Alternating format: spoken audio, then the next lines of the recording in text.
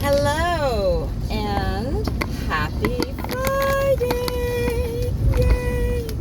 I got my camera in a different position. I don't know. Okay, I think it's gonna be okay. So I don't know why it still amazes me when things in my life synchronize. It happens often, and I think it probably always happened, but I never used to be aware or recognize it. And so I'll tell you what I mean. So I've been talking about on several videos the Audible that I'm listening to, Chasing the Scream. And in Chasing the Scream, the war on drugs, and it goes in a little bit more about different things in regards to that. So what I was listening to this morning, or yesterday and this morning, was talking about the environment, right? So when a rat is in solitude, confinement by itself in a cage, and given a choice between regular water and water laced with heroin or cocaine or whatever, it will take the water that's, laced with the drug until its detriment, until it dies. And so they said that is the reason behind addiction, that your body and mind gets addicted, and then that's it, right? You end up dying because it can't stop. And then they found if they put the rats in what they called a rat park, which was surrounded by other activities, other rats, other pleasurable things, 90% of them would not take the one laced with the drug. Even after the rat was in solitary cage for 57 days and then put into the rat park, within a week it would stop taking the laced water with the drugs and alcohol. With the drugs. And so they were saying that, our environment is what's causing addiction. Sounds plausible.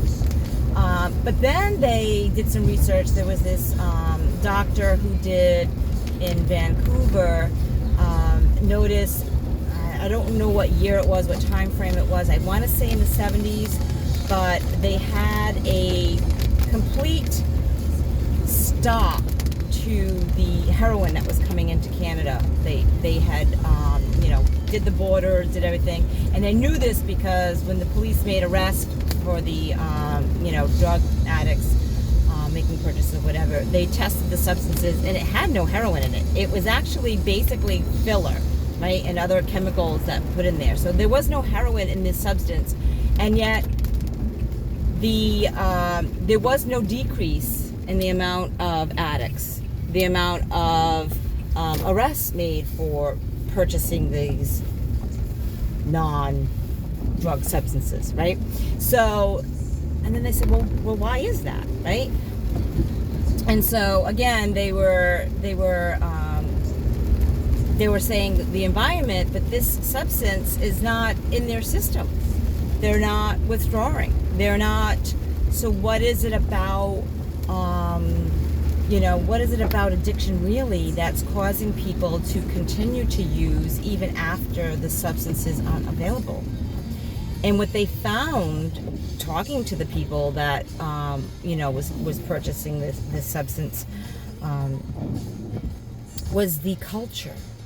So a lot of people that are brought up with trauma or lack of coping skills and this negativity, they sought out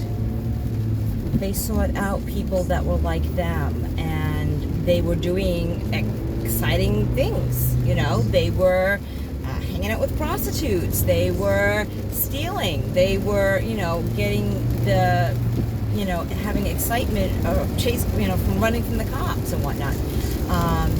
And when asked, well, if you were to stop taking the drugs, what would you do? He goes, well, I guess I suppose I could get a job like as a janitor, but they don't have the skills, they don't have the know-how or the the networking, the resources to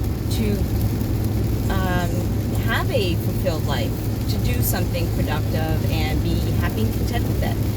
So sometimes people are addicted to the culture of it.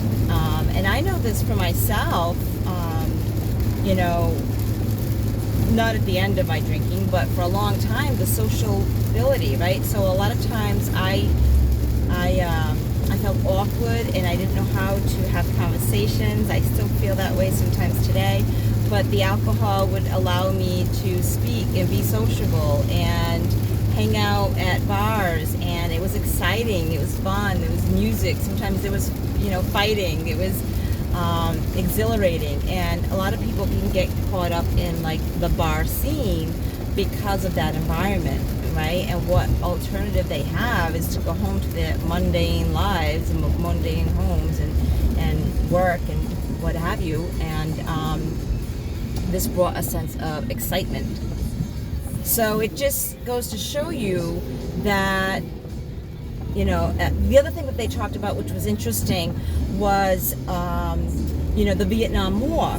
So during the Vietnam War, the increase in people that were, you know, serving in the military, the percentage of people serving increased in heroin use. So heroin was increased substantially. Like, I don't know what the percentage was, but it was a big portion of the people that were in the military that was using heroin, because dealing with the trauma, the horror, it was a way of them to numb some of that so that they could survive.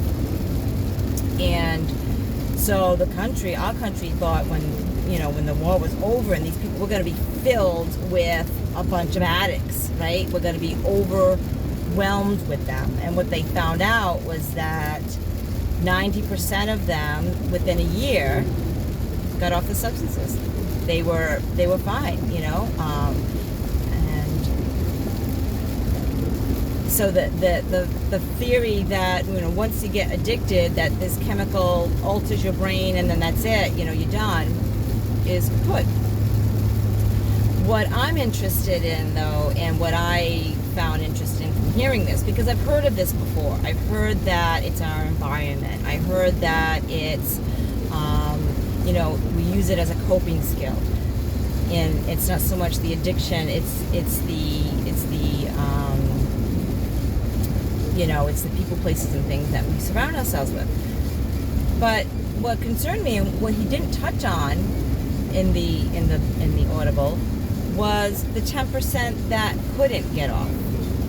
So what is causing that? Is it all because of trauma? Because all the people that went over there experienced some trauma. All of them were, you know, physically hooked on the substance for a little while. You know, when they came back, they did go through some physical withdrawal and then got over it. But what about the 10% that didn't? Why? What's with them that makes them different? And so, you know, I'm over here thinking, I'm preaching that it's your environment, your environment, your environment. But I don't think that's just everything. That's not the whole thing. And so when I talk about synchronizing, synchronicity, I can't say it. Synchronizing is my next class that I'm taking. I'm reading ahead on. I'm getting a little jump start on. Is personality, and they're talking about the 6 different viewpoints or theories that psychologists take. And some of it is cognitive, some of it is behavioral, some of it is trait, some of it is biological. So they're looking at all these different viewpoints of it. And so I'm saying to myself, so addiction can be biologically, you know, physically addicted. It can be trait. It can be handed down to you genetically.